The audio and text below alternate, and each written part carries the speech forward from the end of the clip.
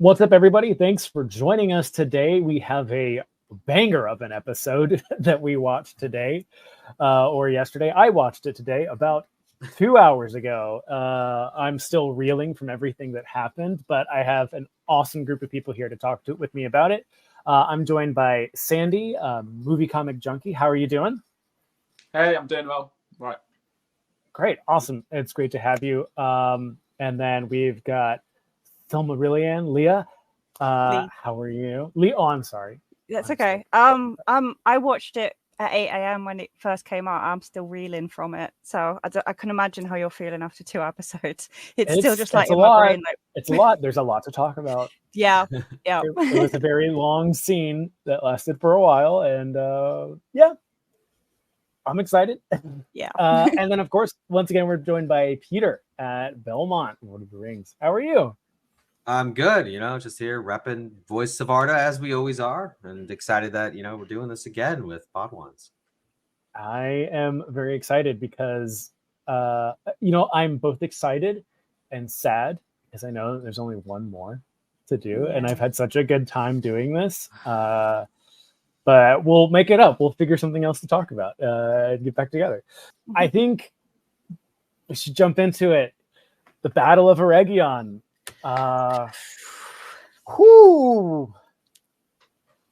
It was a lot. It's really hard to pick a place to start, but I think can I say something because it's something that I actually don't think I've seen discussed everywhere, but because it happened fairly early on. But Ard's battle tactics when he started turning the trebuchets to dam the river, like that was brilliant. That was really good. Like. Because obviously none of them seen it. Even Sauron looked like shocked at that. Yeah. It was kind of wild. I wonder if they're gonna tie it in with the Cyrano and like rule that forms in front of Casa Doom over time. Yeah. But I we'll see. Yeah. That was a really cool part. It was interesting seeing like when they started realizing that the trebuchets were no longer aiming for the city, and then just watching that mountain just kind of come down, it was really cool. It looked fantastic. I thought that was awesome.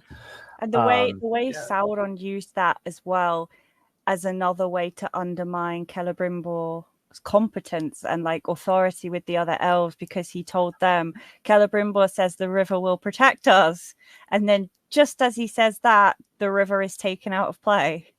And again, it reflects badly on Celebrimbor. So now it makes the elves turn more to him to save them. So it was another very clever manipulation by Sauron, almost as if like, he saw that coming. Actually, I say he looked taken aback, but was that just him playing? I don't think he saw it coming. I don't.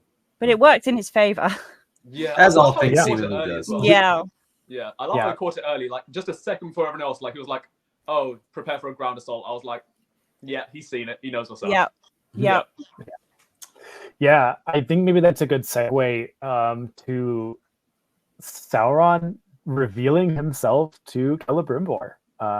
Like the way that happened, I thought was so interesting. With Celebrimbor marking the candle. And then seeing that mouse over and over again. Mr. Mouse, MVP. Mr. Mouse! When I saw Star Wars Tia posted something, and it was like the funniest thing I've ever seen. It's like the head of the mouse, and it's what's her name? The Hightower, where she's like, I want Cersei to know it was me, except it said I want Sauron to know it's me, it's the mouse.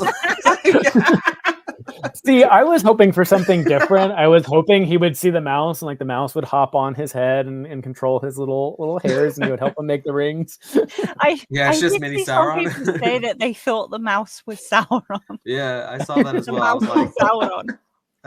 Come on, guys. He did eat like that a whole at the start. Like... Yeah, I did like that though. Like, I like with how they've done Celebrimbor that they haven't made him just a complete pushover and a complete victim. Like he has pushed back against Sauron, Anatar quite a lot with, when he called him out on playing games and was like, no, I'm not doing the rings and stuff like that.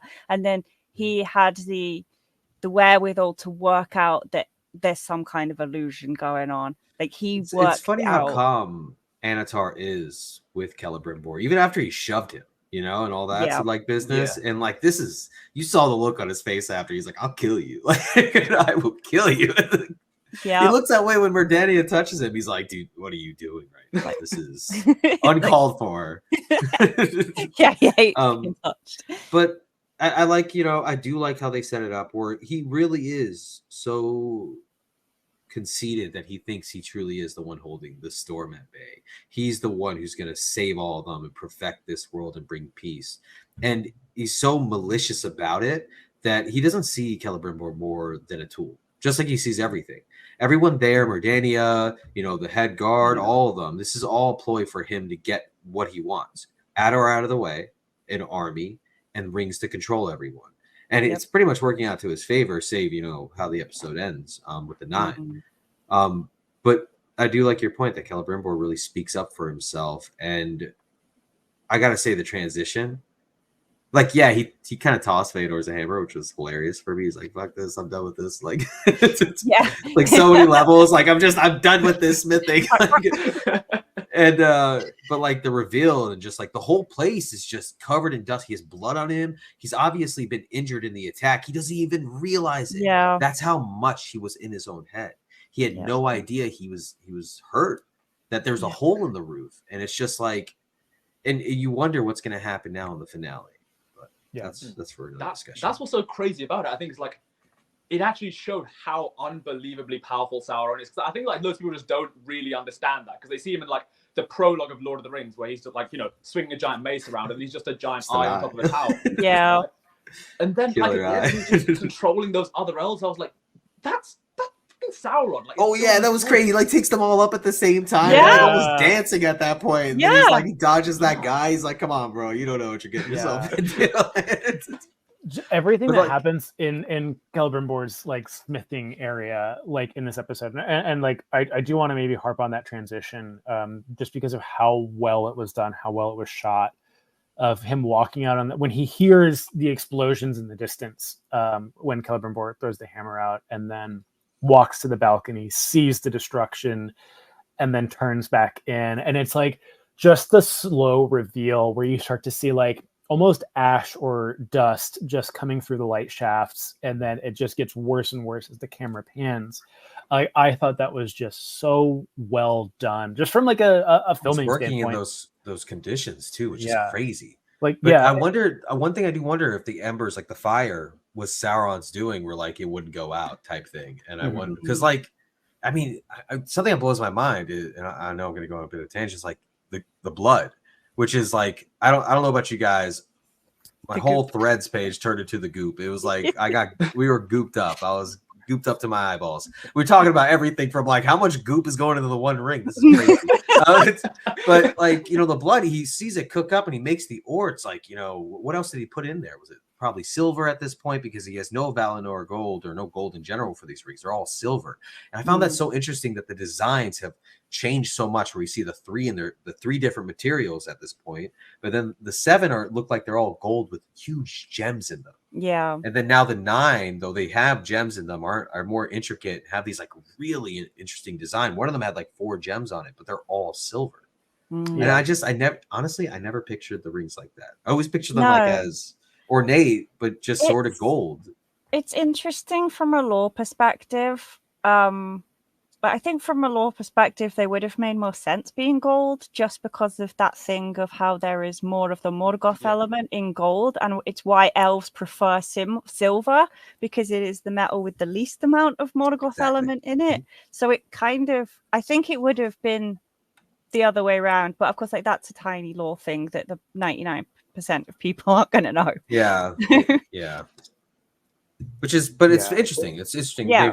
They've inverted this whole thing where it's, and a lot of times, if you had asked me like 2 years ago, you told me everything was going to go down this way, I probably would have been like, why are you changing the ring order to this? But now, having seen it play out with how they want to tell the story, where they're more focused on the overarching themes, really hitting home with who Sauron is, how powerful he is, how easily he's disrupted Middle Earth when it was in this state of peace for a while, regardless of the fading of the elves. And I think it's been brilliantly done. Yeah. I don't. I feel like, obviously, a lot of people complain they don't like it because they've changed a lot of the lore, but it's like they've changed certain aspects of it in terms of the order the rings were made, those like details of it. But like you say, they've stayed true to the lore more in the sense of thematically that side of it, of who Sauron is and his motivations, and just the fact that he is cunning and manipulative and intelligent. That's where his true power always was his ability to read people and to know how to push their buttons. Like, he is a clever person. That has always been his strength. And the fact that they've focused on depicting that side of it, it feels right. So it makes me less bothered by the fact that they've made the rings out of order and stuff like that. Yeah, they could have easily just made him like dumb powerful, like swinging people like he was in the prologue, and they're just flying everywhere, which I loved. I'm about that too. That. Yeah, but I think we need to build up to that. It's why I also like. I mean, the way that he has, because obviously in the Lord he tortures Celebrimbor, but in the show it's a very mental torture that he's had him locked in this, and he's messing with his head. We don't know how it's going to end. We don't know how it's going to end. But I do like that at least up till now. Episode 8 is just straight torture, just an hour of just torture. Yeah, I was thinking about bringing the mood down and talking about Mirdania. Not Celebrian? We were all wrong, per usual with this damn show. See, that was another thing that was really, really, it was very dark, and the way it showed how everyone is just a tool to Sauron. But because we've been so much on that, it's Celebrian and they're a fake name thing, that it was just like, oh, shit, well, it's not Celebrian there. Yeah. Well, it was shocked me because it was so sudden. Like, yes, I didn't. I spoke to you both about this before, but I want to hear Sandy. Like, what did you think about Mirdania up until this point? Because like we were all like, oh, is this Celebrian? Is this Galadriel's daughter? We were like making up crazy theories at this point. No. I was honestly also on that train. To be fair, like I wasn't at the start, but then I saw one of Lee's videos about it, and I was like, oh, no, she's right. Yeah, it's got to be. And then there was that line, like that weird, like, your hair reminds me of Galadriel. Right? And I was like, you wouldn't say that unless it means something. And then, episode 7 happens, and like it's so weird because I was like she dies in a very gruesome way, and like I felt more like disappointment than horror. I was like, oh. So apparently the scene was supposed to be more gory too. Like they wanted the orcs to pick the like body up and like drink the blood and stuff. I was like, which one are you going for, dude? Are they misunderstood or are they chugging blood? This is crazy. Yeah, that's. But they obviously didn't go with it. To be fair, I thought this episode was like pretty like gory. Like I thought it was quite bloody, like surprisingly. Yeah, it was very, very violent.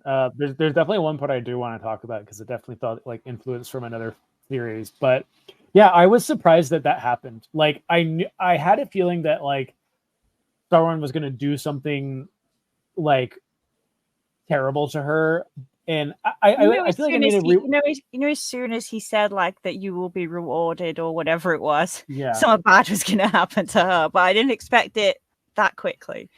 Yeah, because it felt like, and I need to rewatch it, and maybe you can correct me. It felt like Celebrimbor just shoved her away, and then Sauron pushed. Sauron like had his hand, like had Celebrimbor's hand have more force than it should have, and he just like kind of slapped her away. Yeah, which was like when it happened, I was like, I started yelling it. I was like, oh my god!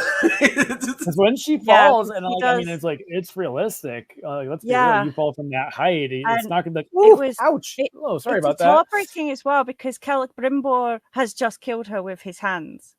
Yeah, and she dies thinking that it was Celebrimbor that killed her, which breaks my heart for both of them. I didn't even think about that. I'm like, that's really messed up. Yeah, it's heartbreaking. She dies thinking like this important person that she cares about is the one who killed her, and it's heartbreaking. Yeah, it was. Damn you, Sauron! It was a super sad scene, but what you guys are saying is like this is Sauron. Like we are seeing him like. There's what a seems to reason be like at his full. Him called Thauer the Cruel. Yeah. It's all. I'm sure that there's somewhere in the lore where he's more power. He exerts more power, but this is this was nuts. I feel like everything Sauron did in this episode was nuts. I mean, the only other thing is like him turning into a serpent and a vampire, maybe. But still, like, and then he has like the Nandungortheb stuff going down. But I still think this is him. He's done like the most powerful we've ever seen Sauron. I mean, let's think about the movies. We kind of just saw like Spotlight Sauron, you know? Yeah. But that's what I mean. I'm like, he did all that, and he didn't even like lift a finger. He didn't actually like do anything. That was just, it was words. Like, that's what's so crazy to me. The commander elf of Eregion, he gets dirty with that one. But it was wild to see, because like in the movies, like, you're right, he's a big eyeball and he's looking at stuff. And you see like in the prologue, you see him like launching people in the air, and that's really it. So it is wild to see all of this. Like, I'm loving it, because for me, I'm loving that people are getting to see Sauron being Sauron, like Sauroning, as I keep putting it. It's this, like I say, this is what his strength was in knowing how to target people. He does it repeatedly, even like on an individual scale with Gorlim in the Silmarillion, which Kahina said in the comments. Yeah, like that's very much like a microcosm of Sauron as a whole, is how he sees where people's weaknesses are and he exploits them. He did it with Celebrimbor in the show by playing on him living in the shadow of Feanor for his whole life, and like wanting to create Summit to be known for his achievements and not his grandfather's. And also, like, as I say, the cunning and the cleverness, that is how Sauron works. I mean, he does it in Lord of the Rings in the box with Denethor through the Palantir. Like, he messes with Denethor's heads. He sees Denethor's weaknesses and exploits them. But obviously that was removed from the film. So I think for a lot of people, this is the first time they're getting to see real Sauron and like what he is really capable of. And I don't think people were ready for hot Sauron. I don't think they were ready for it.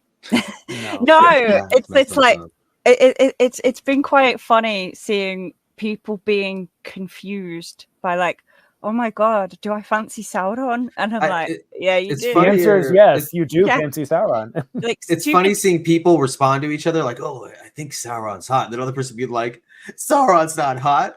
You see him in the movies, you read about him in the books, he's evil. And it's like, some of it. I mean, it's like people say he is canonically hot. Like, he takes fair form. What do they think that means? He looks beautiful. He does it on purpose. Like, stupid sexy Sauron has been a thing for a while. And then, like, you know, there's been fan art of Sauron and stuff that's been brilliant, but of him as like this beautiful. I mean, this is a guy who insisted on continuing to call himself the Admirable. Like, I think it's pretty in keeping that he would make himself look pretty as well, which he does, because Tolkien says he takes fair form. So, yeah. I mean, it got the job done. Look at Eregion, like, yeah. We're about to see another place. A little fun. It's not over. But we got a little off topic. But yeah, Merdania's thing. I love the actress. I want to point that out. I thought she did really well. She was really good. She was really good. That was brutal. It was brutal. Yeah. I would have really liked her to have been Celebrian. Like, I think she would have been really good in the role if that had been. It's going to be interesting when I rewatch the series, and I think I'll be able to appreciate her more as a character, because I won't have it in my head that she's secretly Celebrian anymore, which is just what I was thinking every time she was on screen. But she did really well, and her death was brutal. It shocked me with how sudden and quick it was. But yeah, and it broke my heart for both her and Celebrimbor that she died thinking he killed her. Yeah, but I do want to pivot from her to the character who I think really stole the show, was kind of the star, was Elrond in this episode. Like, I disagree with him being the star. I fully think this was the Celebrimbor Charles Edward show, but Elrond was also incredible in this episode. I think Celebrimbor is integral to the episode, but like I think the surprise of Elrond being what Robert Arameo being like really changing it up a little with this, and I love that they address in the show. Adar's like, you know, more courtier, more likely to wield a scroll than a sword. He's like, you haven't seen me wield either, and like he's talking mad shit. But you know, this is gonna drive over because like he was a badass in the meeting. The charge was amazing.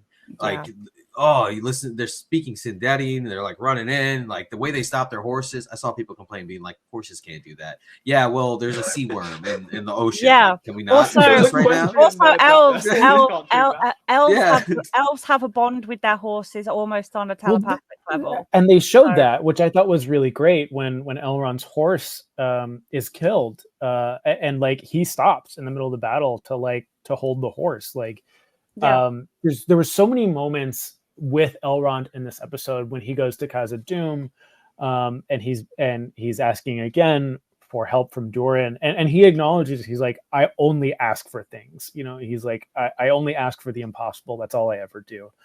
And it's just everything he did in this episode surprised me, especially one scene. I wonder what that could be. But just him seeing Elrond the warrior, seeing Elrond the kind, Elrond the compassionate, like so many aspects of Elrond. The leader as well. Yeah, there was one point where when he's walking towards the Ravager, the siege machine that they have, and he screams, "Destroy it!" And I was like, "Ooh, Daddy!" I was like, "You just got hotter than Halbrand for a second there." Yeah.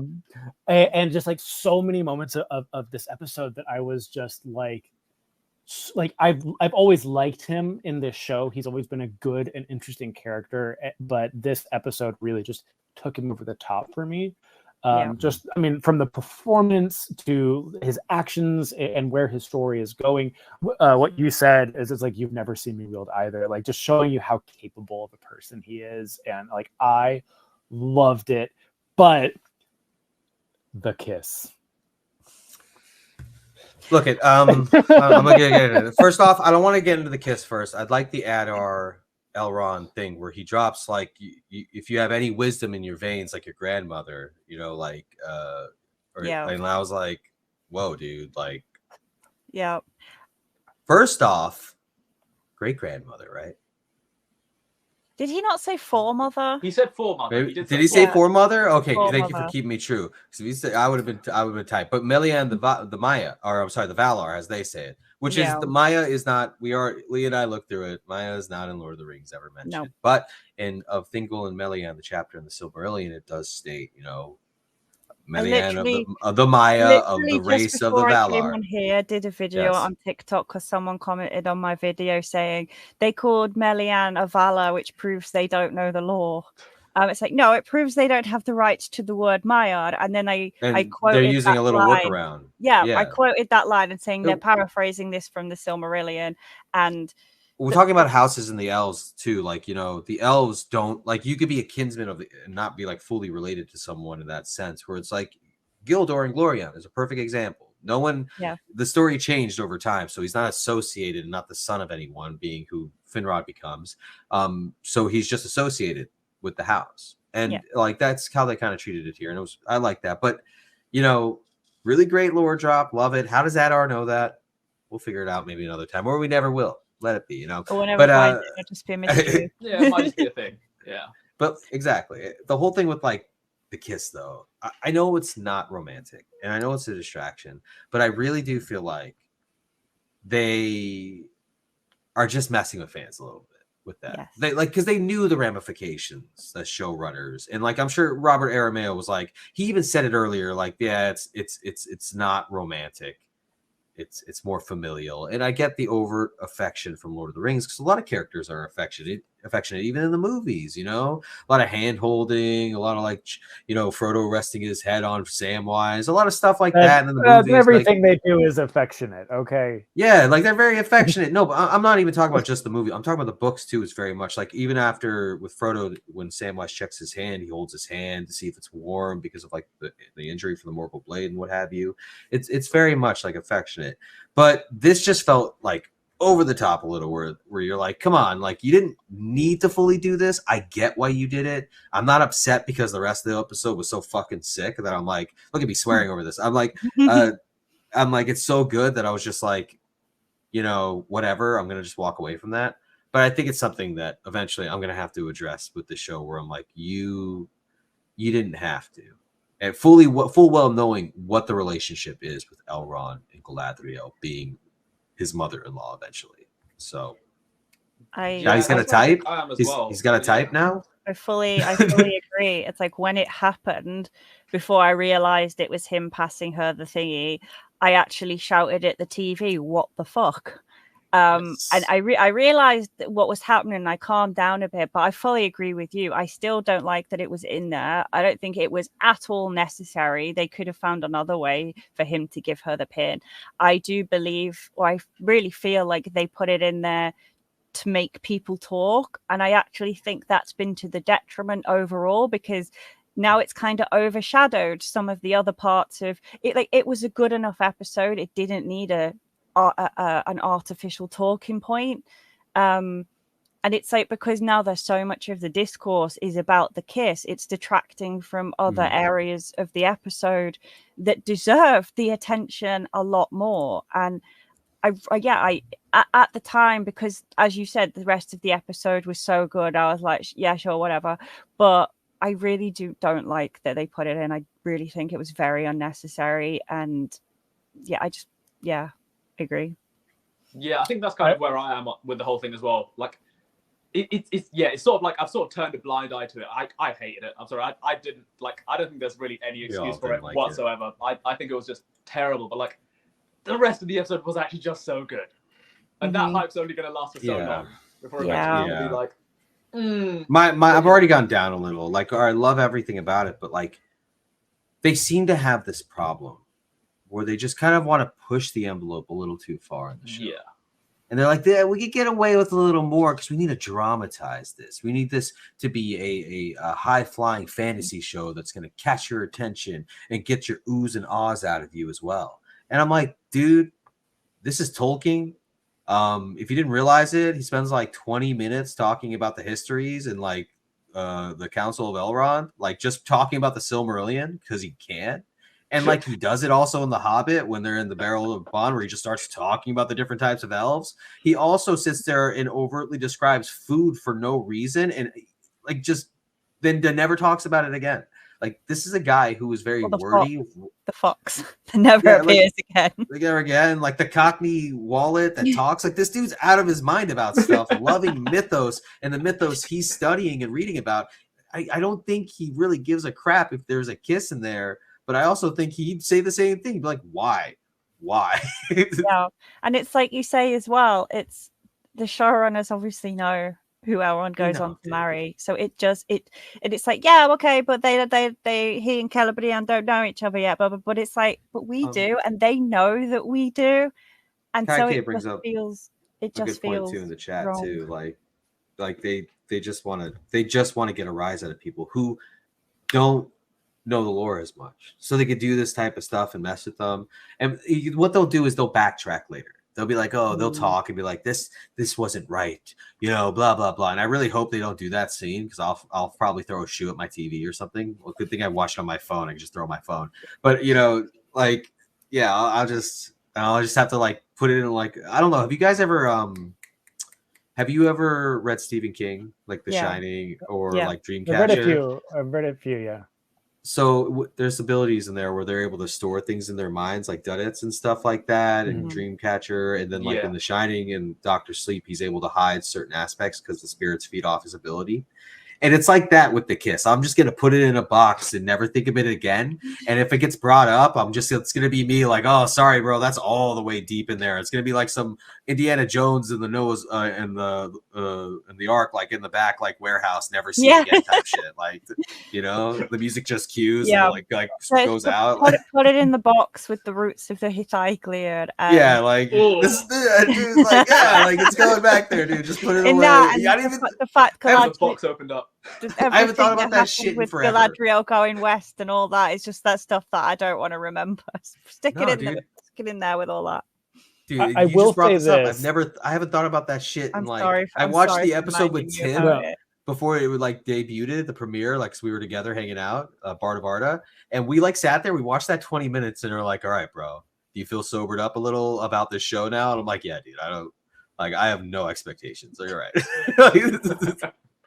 Had I not been talking to you guys over the past few weeks, I would have probably been like, yeah, that makes sense that they kissed. They've kind of had a little bit of like, they've been very close. I'll say that. But also there was a part of me, now that I have been talking to you guys, I'm like, they're not supposed to kiss. That I was like, there's also did he have the ring in his mouth and he just like transferred it over to her like that? I thought it was gonna be like, you know what, that did occur to me for a moment as well. And just another point about it is as well, it's just a thing in media and in general perceptions about how men and women can't just be friends. And I loved that Galadriel and Elrond were a lovely depiction of a platonic love. Like they were just friends, and now they've kind of ruined that a bit as well. So I still think they're friends. I know they are, but it's just like in putting that in, I don't know. Now there's a little bit more to it because she looked shocked too. She was like, "What the fuck, she bro?" Was like, she did. She was like, and the show's established that like she's known him since they were like he was a kid. So I just want to point that out. Maybe in the next episode or maybe next season, like maybe she will be like, if you ever even think of doing that again. And I hope he responds. He's like, that's gross. You're right. Like I only did it for that. Would never like that. I got the hots for your daughter. I have a type now though. Like, that's how she finds out. Do you think the characters will address that, or do you think that the show will just leave it? Do you think I don't think it will. Into the box it goes? Yeah, I think I'm going to say 50-50 on that one. I think there's a 50% chance still that either the next episode or in the following season it will be addressed, or 50% it will never be mentioned. It's never talked about again. It was just, hey, that was to distract the orcs. That's it. Deal with it. You know. But overall, I would have preferred them just not to have done it, to be honest. I agree. Yeah, I mean, I think everyone's on the same page. I'm also jealous of Morfydd Clark a little bit. That's also frustrating. That is the most attractive Elrond has ever been. Is this episode like? Yes. Dude, I got the hots for both of them. I'm not gonna lie. No, genuinely. There's a whole movie cast she's in seems that's so much very good hotter this series, and I don't know what it is, but like I kind of see it with Arda as well, and that was concerning me a little bit. I was like, I thought that the first actor of Adar was more attractive than this actor, and with this episode, I was like, he's hot again. All right, okay. Got the smolder going on, but yeah, when he was crying over the orc bodies, I was like, oh yeah, I forgot about that. You kind of got a little hot there. You're caring for your troops, but that kind of does segue maybe to the next point that I thought was really interesting is this distrust the orcs are starting to have for Adar. Of it's just like you're throwing us like pawns and telling us you love us, but you know you're sending out the giant. Is that a troll or? It's a troll. It's a hill troll. It's a troll. Yeah. Okay. Like you're sending that, and they're telling you like he's going to kill the orcs, and he's like, yeah, send him. But then you also see this other side of him. He said as well to them as well, like bring the wall down at any cost or something. And then is it Gluck? The Glue, dad? Yeah, Glue Nation, dude. Yeah, he gave him a look at that point. Dude, it was so awkward though when he's like, I think he says, I thought you loved us or some shit. Yeah. He's like, with all that remains in my heart. I'm like, I guess, like, I appreciate it, but I'm like you're kind of showing it in a funny way, though. We're sieging things up right now. I really like this aspect of the episode with Adar is because they are showing us things that he does care, like when he's crying over the orcs, when he says to was the second in command orc, basically, that is kind of like the main guy next to Adar. Clue. Yeah. He tells him, he's like, I don't want you to become a slave of Sauron. Like, I think he is trying to say, like, he's like, even if I sacrifice 10,000 orcs, it's better than you becoming slaves to Sauron. And I think he's looking at it, and I do think there's a little bit of Sauron's corruption where he's driving and stopping at all, not stopping at any cost. I think there's a little bit he's at odds almost with himself, as there's this aspect of Sauron's corruption getting to him. He's giving Sauron what he wants, but he's also trying to protect his family. And I really enjoyed that aspect of this episode with Adar, because he's becoming a more complex villain as we go along, and I really like that. And it's just one of those things about this episode that, well, yes, it was very much an hour and 10-minute battle scene at the end of the day. I really like the development that we did get with Adar. There was a lot of character work going on, even with the amount of battle. And I feel like this episode for me was the most because for most of this series, this Adar has felt like a very different character to the first series Adar. Yes. And this episode was the first time that I saw glimpses of series 1 Adar, where he was like showing that affection for the orcs and crying about them and stuff. Because that just seemed to have got lost somehow with the recast. I don't know if it was all down to the way the new guy was playing it, or the writing shifted or something, but this was the first time that he felt like he was actually the same character, and his desperation over he needs to defeat Sauron, because otherwise his orcs get enslaved, and he genuinely does seem to believe that them dying in battle is worse than them getting enslaved. It doesn't look like Luke necessarily agrees with his assessment, or that they should be risking it, which I imagine Sauron is going to use to his advantage. But like I like Adar because you do have there was a lot of pathos around the first series one, especially, and I felt it again in this episode when he's crying at, like, they're doing the kind of funeral rites for the orcs and things like that. I think even Galadriel was moved by that. She was like surprised by what she was seeing. Damn, they actually there was a humanization. She felt it, and I liked it a lot. Which is a far cry from series 1 scene where she's shouting at Adar about how she's going to commit genocide on them all and stuff like that. So we're seeing character growth there as well. But yeah, Adar is definitely conflicted about it. And he is a fantastic character. And yeah, this was the best episode of him for me as well. I 100% agree. I want to jump ahead though. Like, we can talk about it at the end, but it's just I have such a thing about Adar with what he gets at the end of the episode. It bugs me a lot because someone brings up his arc and like being a parallel with Sauron and how he'll end up with the same fate. It's hard to see it, and I guess I'm really having a problem. I don't know about you all, seeing how they're going to end this in this season or the next episode alone. I really feel like there's too much going on. Yeah, there is way too much going on. I think we have like the entirety of Eregion to wrap up, and then we've also got Numenor's going on. We got like the Stranger and the Half-Wits out there somewhere. Khazad Doom too. Khazad Doom. There's a lot. So unless it's a really long episode, it's not. I think it could be. It's an hour 10. It's an hour 10. Yeah, okay, that's a lot of threads to try and do stuff. But I also think there's going to be threads that are left untied. But before we jump into like the finale, you did bring up Khazad Doom, and that was, I think, the one reprieve we got, even though it wasn't much of a reprieve, was going back to Khazad Doom. where Prince Durin is overthrowing the king, or is attempting to overthrow the king.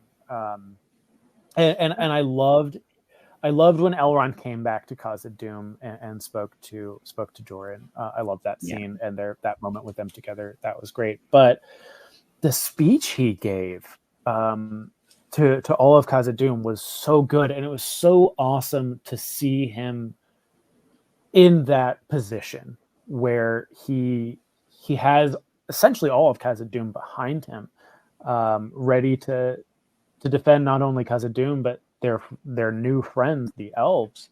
And his speech was really good.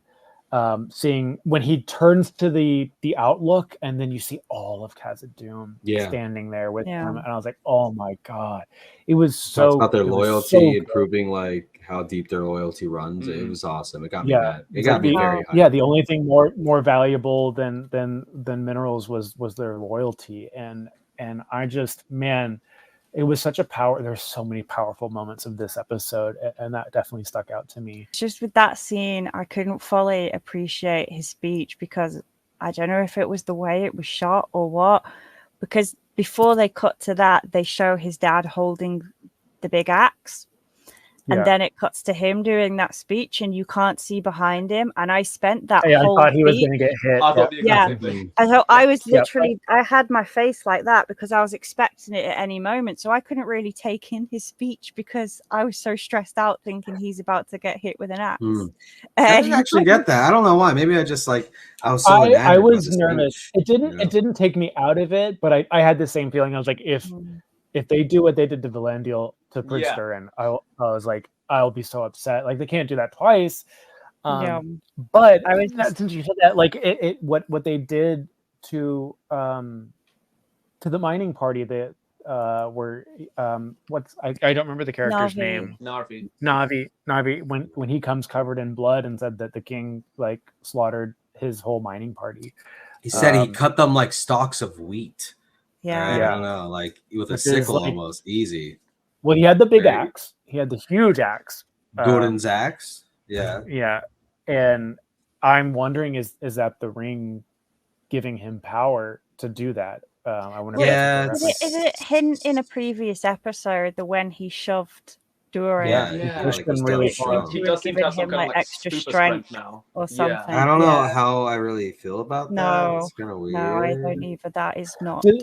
Also, why is he slaughtering people? He's like, I need to mine that bad. Like, I don't know. Because they were trying to stop him. I need my money. He's gonna go down there. They were going to. That's what it looked like in the preview. He was like breaking that wall open himself. He's like, "Fuck it, I'm gonna do this myself." Well, I gold over his back, just carrying it back up. Like, what I got out of that whole sequence was his son is trying to overthrow his kingdom. He's forming his army to go fight a cause he doesn't want to fight for. All of his kingdom is rallying away from him. Like, I think he has a lot of. I don't even think stress. He's considering any of that. He's just thinking about the mithril, dude. He's wholly focused. That's what turns Narvi to like side with Durin the younger, doing the fourth. He's like, yo, that's like, he like grabbed him. He was like, yo, you get those mines open. We gotta get that money, dude. He's like consumed by greed. He's just utterly been. I think that's a huge part of it, but I also think there's just a lot more going on in that scene. Like, he sees the threat that his son is. I can imagine that, like, it's the ring, the effect of it on his mind could well have like fueled a paranoia about my own son's trying to overthrow me, and now this is all I've got left is like getting these riches out, and all that kind of coming together to just. I'm worried about Disa. Mess with his head. Yeah, me too. I don't know if Durin had to call back the entire army though. To be fair, like, he had like so many, like, surely like maybe 10 dwarves with pickaxes you could take out Durin. But don't they know that something's down there because of what Disa saw? They do, but like, surely you're not going to have. They know there's something in the mine. Trying to cram down a couple pathways to get to Durin at the bottom. No, I suppose they could have still sent some, but I think they know something is down there that is not good. Yeah, I also think that the way that Elrond said in the end, like, Durin will come over and over again. I don't think Yeah, it's heartbreaking, but I think that they are coming, unless there's a lore reason that says they're not coming. But I have a feeling because I felt the same way. I was like, there's no way they do. Yeah, in the lore they do. Yeah, that's not. I don't want to spoil anything though, because it's very easy. But like they do come. Other events occur with the sacking of Aragion that they haven't even brought up, and I'm curious how they're going to meld it all together because everyone's forgotten about Pelargir. What happened to Isildur? I personally, because in the lore, the way it goes down is Sauron wins. All right, and he like pretty much pushes all the way. He like starts waging war on the Grey Havens. Like he's going in, like he's trying to take over all of Eriador. Like that's how far he's got. Yeah. And the Númenóreans show up full force with Tar-Minister and his son Kitatan, and they rock Sauron. He's done. He like runs off to Mordor, frightened, tail between his legs. But then it starts establishing what happens to the Númenors and their choices they make, making permanent harbors even more permanent. Taking from people, the middlemen of Middle Earth. Organization. So it's like, are we going to see any of that? Are we going to see some aspect of it? Because keep in mind, Midiel said it at the end of the first season. She's like, we'll be back, dude. We're coming back. But it's the implication is there that, at least for Pelargir, that there was a Númenorian colony there, but it was abandoned a long time ago because Isildur says these ruins are Númenorian. Well, we have to remember who was king prior to Palantir being Gimmelcad, who was like wholly against the faithful. He would have banished them, and one of the main reasons why they're in Romena is from him and like going down to Pharazôn, like banning them when Sauron shows up. They'll probably change it up and just have Pharazôn doing a lot of this, but there's an establishment of why these places would be abandoned in my eyes. So I never really worried about that. Though I laughed at their only advancement was like aqueducts. They were like, "We got running water, dude. Everyone else is whack." Like, I mean, they've got individual water in their houses, like we have. Like, it's advanced. That's pretty advanced. But it's like you're not going to talk about piping, just aqueducts, like whatever. Isildur didn't mention aqueducts. He just said they've got running water in their home. They said running water, but I don't know. He said this is an aqueduct. He says that. Oh, did he? Yeah. Okay. Aqueduct. We're making a new aqueduct in Numenor. Like, I know, yeah. I mean, the aqueduct in Numenor as well. Like, is that the only thing they're advancing? Oh my god, right. Because I remember saying this now. Yeah, it's like they're obsessed with aqueducts. The aqueducts quota just went upwards. We need more aqueducts. But regardless, Khazad-dûm is like, it's an integral part of the Second Age. And I really hope that something occurs. I mean, we know Durin III is going to fight the Balrog. We saw scenes of the Balrog carving down the mountain. So it's like, we know something's going to go down. I hope it's epic. It better be epic.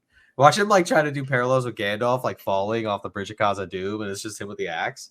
I would laugh so hard. I would love it because it's so ridiculous. But yeah, I know. I don't know. Do you guys have any predictions for what's going to happen with the dwarves next episode, or are you like kind of going to hold your? I think that the army will show up. I think Sandy's right. Like there's no way they needed to hold the entire army to stop King Durin. Yeah. I think we will see why they were delayed next episode. And I hope we get. I really hope that heartbreaking line from Elrond is like redeemed. I kind of feel like they have to because there's only a small amount of and a lot of them the elves left, and there's a lot of orcs. Yeah, there was like 20 of those guys. Like, my God, there's no way that any of them would survive. So I feel like they've got to come. That brings me to the one thing I did want to mention that was involving Celebrimbor is when he's imprisoned in the tower to finish the rings, and when he does like do that, is he uses his device to like those paper slicers in elementary school back in the day. But the thing that I loved about it is like the way that was shot was very much the way that the original Saw was shot, where all they have to do is show you the tool and you know what's going to happen. And I really, as someone who loves the Saw franchise and just horror films in general, I love that like almost nod to a wholly separate genre and just the way that scene was shot of just like, you don't even have to show what's going to happen. You show the tool and you show him putting his thumb in. and it's just like, as somebody who hates horror films and would be absolutely traumatized by the Saw films, I'm really glad that they didn't have it in shot. Yeah, because in Saw it would be more than enough. But that was just a moment that, like, for me, really stood out to, like, they clearly watched some of these movies, because it is a good filmmaking technique of just like, we just show you the instrument that's going to be in play here, and we don't have to show you anything else. You know what's going to happen, and I really did appreciate that. But it was still the whole exchange prior to that, though, was like one of the best parts of the episode for me. You know, Sauron talking about Morgoth being tortured by a god, and just whose will is mightier. With the lore there as well, like how deep that went. Because I've seen people criticizing it, like saying, "Oh, they're trying to humanize Sauron when he should be just a straight up villain." And it's like, the stuff he was saying is stuff that came direct from Tolkien. It's in a book called Morgoth's Ring, which is like number 12 or something of the History of Middle-earth series, where Tolkien wrote quite a lot about Sauron and about his motivations and how different he was from Morgoth and how he was about order and perfection, and he genuinely thought he could make Middle-earth better. All that stuff isn't the show making it up. It comes direct from Tolkien. Yep. And it was just incredible hearing that being said on screen. It was just like, and it was like the appreciation for, because they have clearly read Morgoth's Ring, or at least they've read those parts of Morgoth's Ring to know that stuff, because it is pretty much exactly as Tolkien describes Sauron. And I just had so much appreciation and love for that, because yes, Sauron isn't this straight up black and white evil thing and nothing else character that so many people think he is. He never has been. And it was great seeing that, like, being conveyed properly on screen.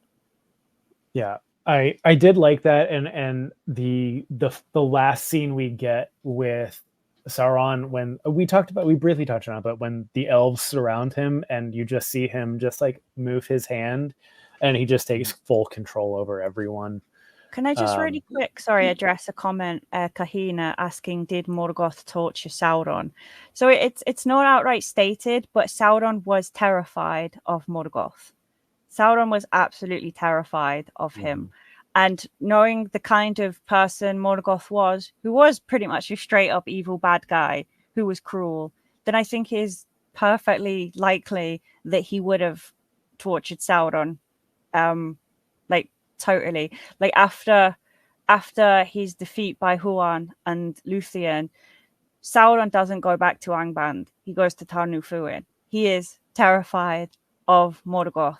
So yeah, it's not explicitly stated that Morgoth tortured Sauron, but it is perfectly within the realms of possibility. It's something I've always felt, like, from reading all the stuff that I've read of Tolkien's. I've always got that sort of feeling that would have been a thing that happened. So yeah, totally. I feel like it. Yeah. To be fair, that's a great. Like, I don't think I ever considered that. Like, that was never something that I considered, that, you know, Morgoth might have tortured Sauron. But when you think about it, like, yeah, because obviously, you know, he turned to Morgoth's side in the beginning. It's not like Morgoth forced him into it or anything like that. So I was like, oh, he's always gone along with it. But he was, you know, when you think about it, like, I feel like Sauron has always never been where Morgoth was, right? Like, Morgoth was in Autumno, Sauron was in Angband. Then, like, you know, Morgoth comes to Angband, Sauron does his whole stuff with Tol Gauroth, and you're right. Then he went to Tar Nufuin instead of going back to Angband. Like, yeah, it's really, I guess I do like a possibility. The comment made during, like, the end of the with Fingolfin showing up, where it says, like, if Morgoth didn't leave, like, his, like, lieutenants and, like, officials were like, he had to go, or else, like, they would have made, like, almost made fun of him. Yeah, it was like, he would have lost respect with them. So it's like, I do want to point that out, like, because I don't think Morgoth was torturing Gothmog. Like, that's a Balrog. I don't think he had to torture Gothmog, though. No, I think what the problem is that it's not explicit torture. It's like manipulation and mental torture, and like playing this game because he was the subservient to, like, the master being Morgoth. And from the start, even during the song, what was most people attracted to Melkor's power. That's what seduces Sauron in the beginning, like so many others. They were seduced and attracted to the power of his discord. And his ability to let him get things done quicker and with less wasteful friction. Yes. So I think it's not so like straightforward torture. I think it's one of those like very much an abusive relationship type aspects. Yeah. So to your point, it's also the way he describes it is, do you know what it's like to be tortured by a god? The fact he's saying by a god gives the implication that it's not just a straight up, like he had him on a rack or something like that. This is and like they are not incarnate beings. So torture for them can be something that we couldn't even comprehend. Yeah, exactly. As spirits. It's a kind of torture that, we wouldn't necessarily even see or know, but definitely the abusive relationship. The way that it's like it says he was seduced to Melkor could even have like the sinister tones of like it was almost a deception. It was like, you can have all this because as we know, Sauron's goals didn't align with Morgoth's. So when he got to that side and suddenly it's like not necessarily everything that he was led to believe it would be. Like, he can't have his order because Morgoth just wants to go around stomping on stuff. And there's just so much in play there. Talking about stomping on stuff, huh? Yeah, that's but I do want to. I think that's a good segue into like the next part we wanted to get into about. Can I just say one more thing? Can I just say one more thing while we're on the Celebrimbor's thumb thing? And I know I've said this a few times in various places, but while that was obviously a very harrowing scene to watch, but Celebrimbor's strength to do it and the line about whose will is greater, but I also just appreciated it as a nod to that guy there, Maedhros, who his uncle Celebrimbor's uncle, who was hung from Hathangarodrim by his wrist by a metal band that couldn't be broken off. So Fingorn, in order to rescue him, had to cut his hand off. And that was basically what we saw being paralleled with Celebrimbor. So I appreciated them doing that in like a very nice isn't the right word. You know what I mean? Subtle way. Of like a little nod to Maedhros and the lore and stuff. As somebody who, those two are my two favorite characters in all of Tolkien. So having Celebrimbor referencing his uncle Maedhros was like, it sounds really morbid, but that scene was very special to me. And Bath Time did say Celebrimbor had Mr. Mouse. Couldn't have done it without him. Couldn't have done it. Mr. Mouse. I told you, Mr. Mouse is my favorite MVP. character. But yeah, I do like it's such a like I said, my favorite part. But I feel like with the Battle of Eregion, it comes to a head towards the end when Adar calls in Damrod, the troll, who has a very metal with Meshuggah metal song created by Bear McCreary, one of the best parts. And I was telling someone today on Threads how that is a repurposed version of the troll song from Samwise Gamgee in the Fellowship of the Ring, and it's very good. So if you want to check that out, like compare the songs, put the lyrics next to each other, and though one's more graphic, they still talk about stone seats and what have you, and gnawing bones and all this stuff that Sam talks about. But Arondir this time is on a quest for revenge. And I actually want to talk about this where Galadriel finally is not being dragged in the dirt, like where she talks to Arondir and she's respected, gives him advice, follows her. They go through the secret dwarven passage into Eregion. They show up there and once again, Celebrimbor has escaped and has this conversation with Galadriel. And, it's very revered where he talks about the light and like darkness, but more in a figurative and literal sense where it's like, what's going to defeat it? And it's really a play on like what Galadriel will become. The Lady of Light, Lothian. Which is great, but I do want to talk about Arondir with that troll because he was a badass about it. Yes. Arondir in this episode, even though he didn't have a ton of screen time, I thought he just was so, every time he fights, he's so awesome to watch. But what he did with the troll.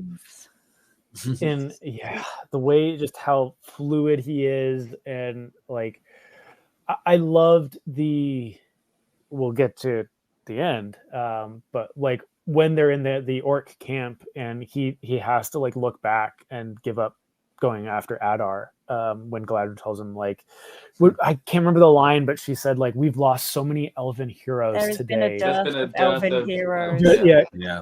Let's not have another one. And it's like, oh, it's so sad. But just the way that Arondir, he jumps from the wall. He's shooting the arrows and stuff and doing his thing. And there's so many moments of this episode that, like, we've glossed over, like the flame arrow on the Ravager's. Mm-hmm. I genuinely did want to talk about Rian and that character and all the parallels they call back with Boromir and stuff. I'm glad that I've had a really big problem with the show killing off minorities just left and right, from, like, the Barrow Downs and this. Yeah. But at least they made it really badass, where it's like, we're gonna have, like, these one-off characters, at least, like, make sure they're doing something wholly cool. So they kept up with the whole thing. Like, Galadriel found, like, the best archer, and Rian is fucking top notch. But also they had Rian get shot by 20 arrows. So I'm like, Jesus. But when she got that shot off, like a magnet. I actually cheered, and, like, it was so awesome. How I got so invested in that character from, like, 2 scenes, and it just, she was amazing. Yeah, I love that scene. As we came into the end of that episode, honestly, when, like, I think for me it was like when Arondir and Elrond and Gil-galad were all in the same place. I was like, it was like a whole Avengers Assemble moment. I was like, this is gonna be crazy.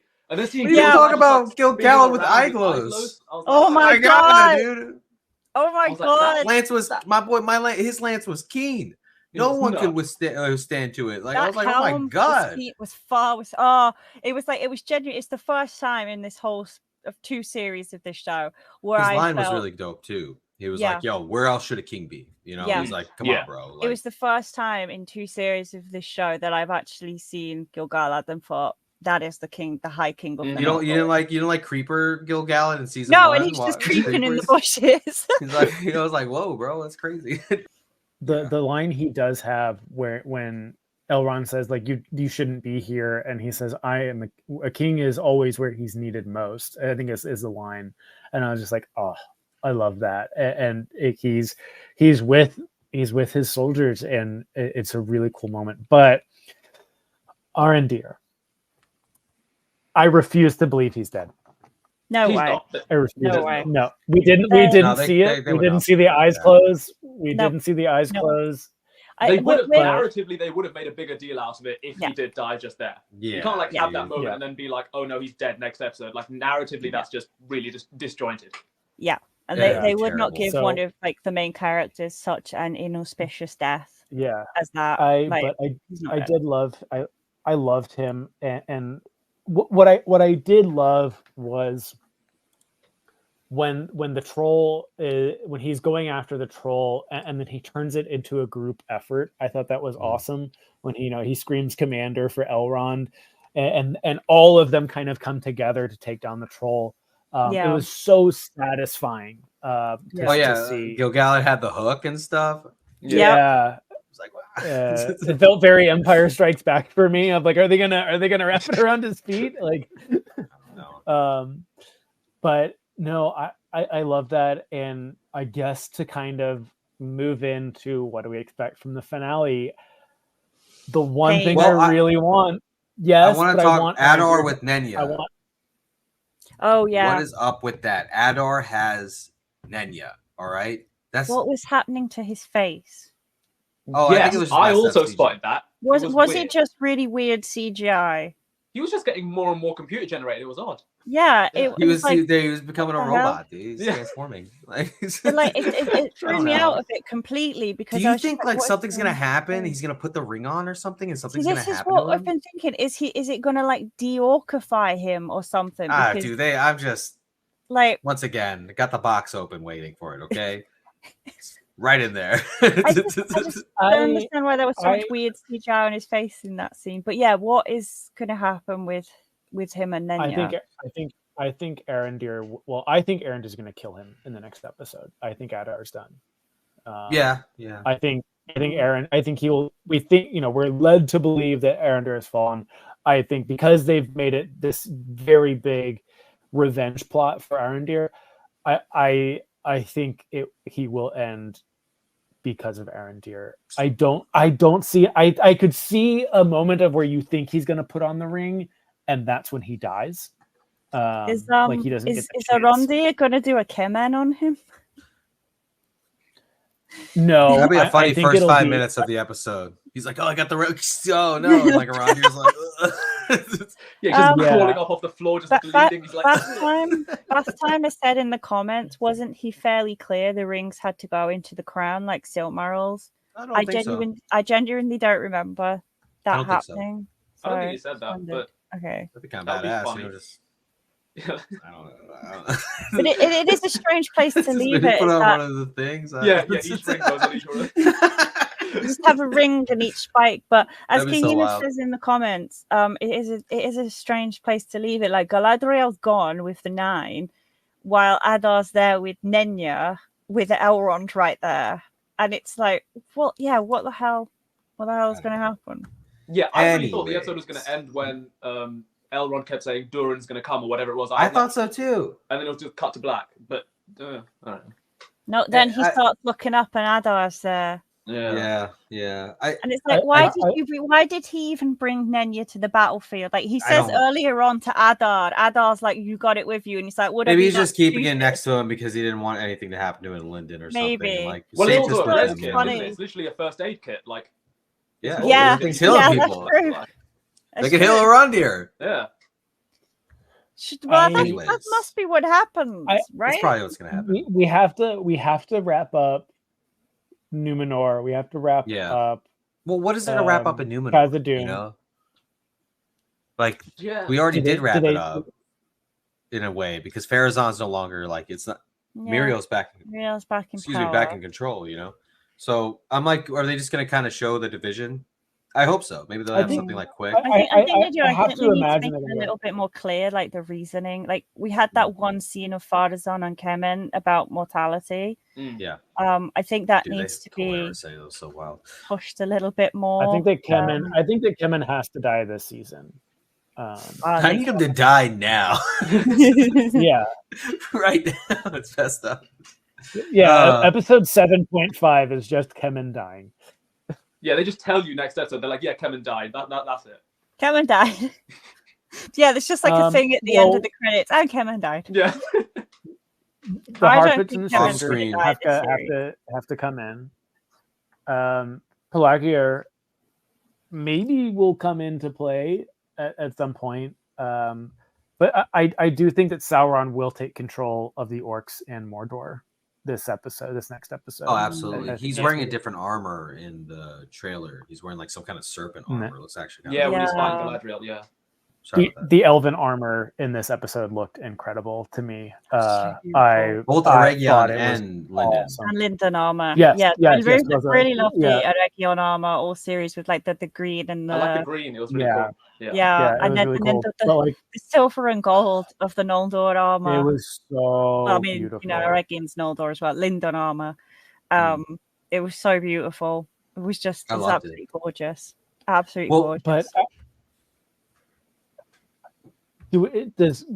you can correct me on Celebrimbor dying in the next episode, most likely, or I can't see it not happening. Yeah, I don't. I mean, the actor posted a story with like Banner in it, and it was like, "Yep, dude," with a picture of Celebrimbor himself, and I was like, "Bro, what are you doing?" It's pretty funny. It's gonna break me. It's gonna absolutely destroy me. I don't want it to happen, but I can't see him not dying in the next episode. I don't see what else. Yeah, where else you can take a story. Do we see Sauron sticking with the form of Anatar, or will we see something else? Will he go back to Halbrand? I really don't want him to go back to Halbrand. No. I don't mind Halbrand. I think going to Numenor, I like Halbrand.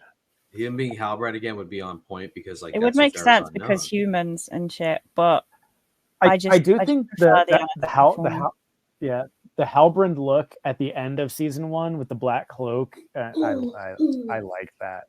That was very hot, and I would not be against seeing that again. Yeah, no, I wouldn't mind it at all. I'm okay with both forms. I mean, I would, if he stays as Anatar, it would be fine. But I feel like he has to adjust a little just to be like friendlier with Farazan. Because you remember in the first season, they like established a relationship. He's the one who got him out of jail and allowed him to work at the blacksmith because he sold out Galadriel. And it was like, you know, you should have got everyone at that point. I was already sold. I'm like, that's Sauron, bro. Like, Jesus. We knew it was Sauron from the bloody raft. Yeah, dude, we knew it from the deceptive. Start. But with the finale next week, I'm strongly believe that the stranger will be Gandalf. He will meet the Dark Wizard. He will save these Harfoots. They will start migrating to the Suzat, the Shire, Nadonaic. And I think that's how that's going to go. Tom Bombadil, I would bet money they're going to reference Goldberry and him going back to the Old Forest.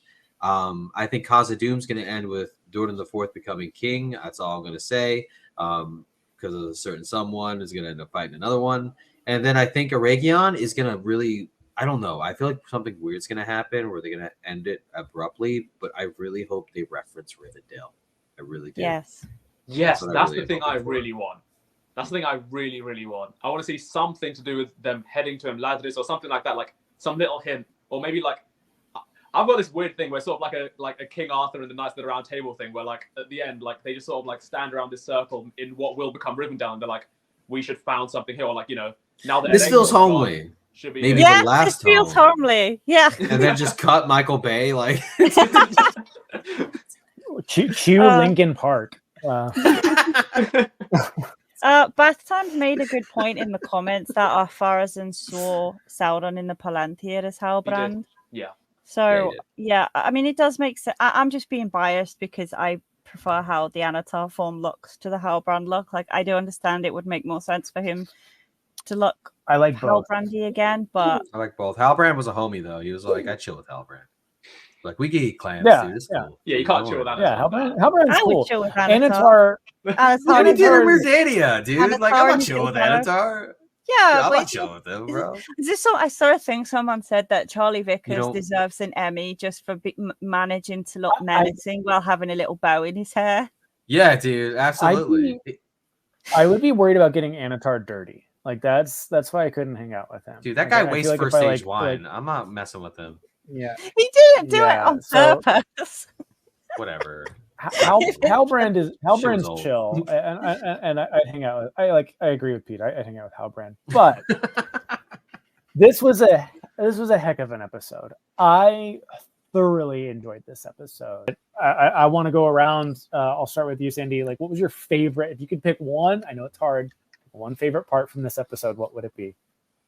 Do you know what? I think it might actually be. No, I think it's just going to be the Celebrimbor scene where, you know, he did the whole thumb thing, because, you know, that was like Chekhov's finger cutter way at the start of the episode. I was like, that's happening later on, and then it happened, and that line he says, he was like, you know, whose will is stronger or whatever. I was like, I loved it. I was so afraid they would just make Celebrimbor, I think, like Lee said, just a puppet, like, you know, some guy who gets pushed over, and he just wasn't. And I was like, that's what I want to see. So I think that was the scene for me. Mm-hmm. Awesome. I like that. Lee, what was your favorite part of this episode? I was going to say the same scene because of it was showing the strength of Celebrimbor. Also, the fact Celebrimbor tried to destroy the rings, which are his creations, and having your creations destroyed it's a very established, difficult thing. He did something that Feanor failed to do. Yes. Ultimately, he couldn't destroy them. In the end, he surpassed Feanor. Yes. He did. He died. As he should. So yeah, that scene, because it showed Celebrimbor's strength, like who has the greater will, because it was, you know, the reference to Maedhros, but also what he said to Galadriel when he was telling her to leave. Just those two scenes, I'm struggling to pick between them, because it was just for me it was the Celebrimbor show, and yeah, it's just any of his scenes in this episode I could pick as my favorite. He was so good. But before I go to you, Pete, the one thing I want to piggyback off of what you just said is the scene with Galadriel and Celebrimbor when she finally fully admits to what Sauron had done to her, and having that moment together of like, I know what he did the same thing to me, and I understand how you feel. And I'm like, oh, she's finally like, broke my heart. She's been realizing it slowly. Celebrimbor broke my heart with it, because he's like, I knew something was wrong, but I wanted it so bad, and it's just that was gut wrenching. Yeah, but Pete, what was your favorite? Mr. Mouse. I love Mr. Mouse. That's the correct answer. Thank you. No, just the Khazad-dûm speech and Celebrimbor's speech about darkness and light really embodied a lot of aspects of just Lord of the Rings, like just Middle Earth. And I get wily sometimes. Most times I'm pretty chill. Other times, like, there's some comments that really trigger me because I'm so tired of having to argue about certain things. I like Rings of Power. I don't care what other people think. I like it because it embodies Tolkien's work, its spirit, its themes. And, in the end, these are only annals tales for the Second Age. There's no definitive thing which really even telling you. We argue over when Celebrimbor left Lindon between 700 and 750 of the Second Age. Oh, when were the rings formed and when did the war start with Eregion? Well, 93 years. Like, it's not really exact. Some of these dates we've actually, as fans, have come to conclusions of and have then accepted it as like what facts are. While, the histories would come out later because this is like a lot of stuff was in the 70s too. Like, and point being is that like people's imaginations used to run wild. And I think we've lost that a little bit because we have so much exposure to Tolkien's writing. It's great. I love it. But there are times where it's like, the Annals of Aman versus the Grey Annals versus like, what we read in the Milton Waldman letter are all different versions of the Silmarillion, all focus on different aspects. And there seems to be a whole different version of the Children of Húrin, which is expanded upon in two different versions. And it's like, dude, it kills your love a little. And I like that Rings of Power is kind of like, I've seen fans talking about it. They're like excited about it. So those speeches, like for me, really stand out. Like, and also the scenery. All the scenery was gorgeous. Like the fisheye with the charge with the horses and the elves and so forth. A lot of people said the battle was a little sloppy. I think it was supposed to be like you see horses in mud and it's just like chaos on chaos. That was a great scene. And I like that because that's what Tolkien said about World War I. It was chaos. There was no order. There was no ranking or anything. There was just death. And he was at the Battle of Somme too. What battle is like. Yeah, so it's like when people come up to me and they're like, "Oh, well, it wasn't like they weren't in rank. They would never be." I'm like, "Yo, have you ever been in battle before, buddy? Having to fight someone like that close to your face with a sword? One bad move, you're dead." I doubt it. I haven't, but at least I have a little more awareness at that point. So that's my whole thing. I'm done. Nice. I think for me, there were so many moments with Elrond that stuck out, but I do think Elrond and Arondir working together to take down that troll really just like it actually had me like sitting up like, ooh, yeah, I love this. I did love the teamwork on that. So good. It was so good. There was just so many moments. There was the moment that I mentioned when Elrond screamed that I was like, I like this. This makes me feel good. But I'm going to call it there. This has been great. I love this episode. I am very excited for next week's episode. I'm also sad, as I said, because it'll be the last episode we get until gone so quickly. Season. You really have. This has been so fun though. This whole series. Yeah. And next season, let's hope it's not quicker. They might just drop. Yeah, I really hope so. Oh my god. Right? Yeah, they're move it up. Yeah, but like I had a great time with this episode. I've had a great time this whole time. I think next week the plan is there will be a lot of people that want to come on, which will be a ton of fun because it is the finale. I don't want to say who because we don't have anything confirmed, but I think next week definitely expect a pretty large panel. I'll be on there. I believe Luke from Podwans will be joining us. Are you talking about the watch party or the post discussion or both? What we're doing now for well both. I think both the watch party and the after discussion will be relatively large from what I've been hearing around. Because it's very exciting that this is going to wrap up and it's been a lot of fun and I'm excited. But Sandy, I'll start with you. We'll do clockwise again. Where can we find you on the internet? What are you working on? Is there anything fun and exciting coming up that you want to tell us about? So my name is Movie Comic Junkie. I'm primarily on TikTok, but I'm also on Instagram and I'm pushing into YouTube Reels at the minute, just seeing what happens. Anything I'm working on? No, it's honestly just been Rings of Power, Lord of the Rings content right now, just really hitting that stride. Because I get so many questions about this stuff, about the greater lore when each episode comes out, and I'm like, yeah, I want to talk about that. So yeah, that's just me, mainly on TikTok, talking about Lord of the Rings. Awesome. And Lee, same thing. Where can we find you on the internet, and what have you been working on? What do you got coming up? I am Silmarillion. I'm on TikTok is my main platform, and Threads for written stuff. There's a really great Tolkien community on Threads, so I encourage everyone to join there and join in.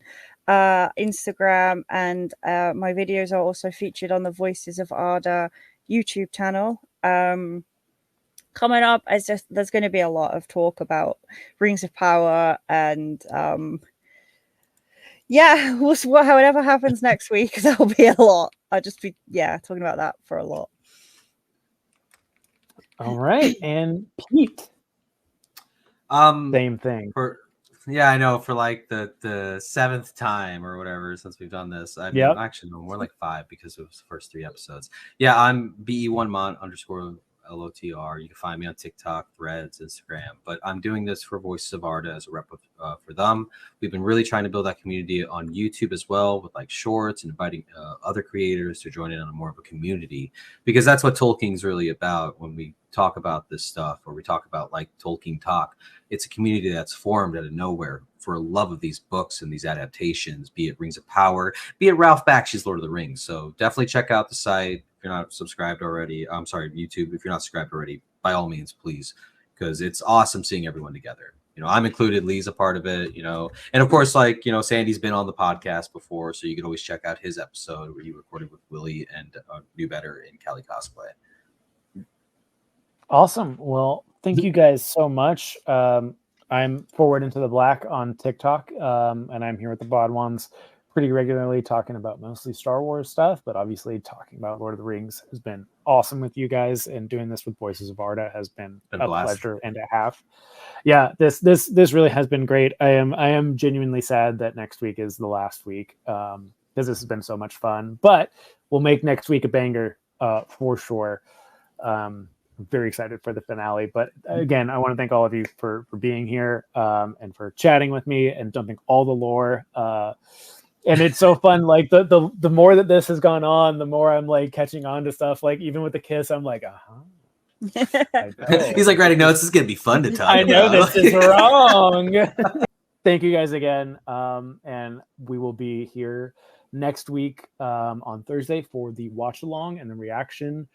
I will probably try and hop on with that with you guys, since I haven't done that. Can't wait. And then we will talk about it in depth with everyone next Friday. So thank you guys, and we'll see you next week. Good night. Bye. See ya.